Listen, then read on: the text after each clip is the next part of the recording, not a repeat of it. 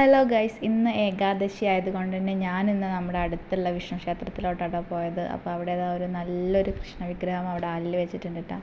പിന്നെ അവിടെ രാവിലെ തൊട്ട് രാത്രി വരെയുള്ള ഭജന ഉണ്ടാവും കേട്ടോ അവിടെ ഈ ഏകാദശി ദിവസങ്ങളിലൊക്കെ.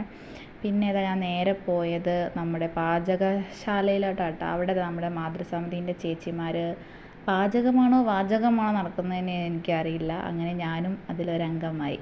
അവിടെ നമ്മുടെ പുഴുക്കിനുള്ള സാധനങ്ങളൊക്കെ നന്നാക്കുക കേട്ടോ. പിന്നെ നമ്മുടെ ചക്കുപ്പേരി ഉണ്ട്, ചക്കുപ്പേരിക്കുള്ള സാധനങ്ങളൊക്കെ നന്നാക്കി വെച്ചിട്ടുണ്ട്.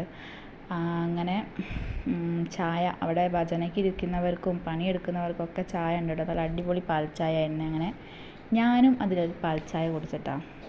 നല്ല ചൂടുണ്ടായിരുന്നു, അതാ ഊതി കുടിക്കുന്നത്. എനിക്ക് ചൂടുള്ള ചായ ഊതി കുടിക്കാനാണ് കേട്ടോ ഭയങ്കര ഇഷ്ടം. അങ്ങനെ ചായയൊക്കെ കുടിച്ച് പിന്നെ ഞങ്ങളുടെ പണി തുടങ്ങി. എല്ലാവരും കൂടെ ഇരുന്ന് പണിയൊക്കെ കഴിഞ്ഞതിന് ശേഷമുള്ള സംസാരം കേട്ടോ നിങ്ങൾ.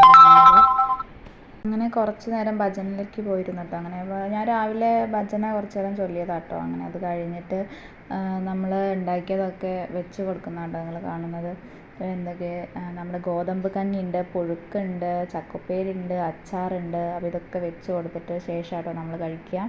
അങ്ങനെ ഞങ്ങളെല്ലാവരും കൂടെ, ഞങ്ങൾ അയൽവാസികളൊക്കെ ഉണ്ട്, എല്ലാവരും നല്ലൊരു പ്ലാവിൻ്റെ ഇലയിൽ ഒരു കയ്യിലൊക്കെ എടുത്തിട്ട് എല്ലാവരും താഴ്ത്തിയിരുന്നിട്ട് ദർപ്പായൊക്കെ വിരിച്ചതിലിരുന്നിട്ട് കഴിക്കുക കേട്ടോ.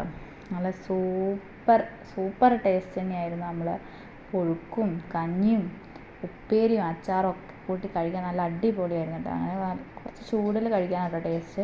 അങ്ങനെ ഞങ്ങളെല്ലാവരും കൂടി അതൊക്കെ കഴിച്ചു.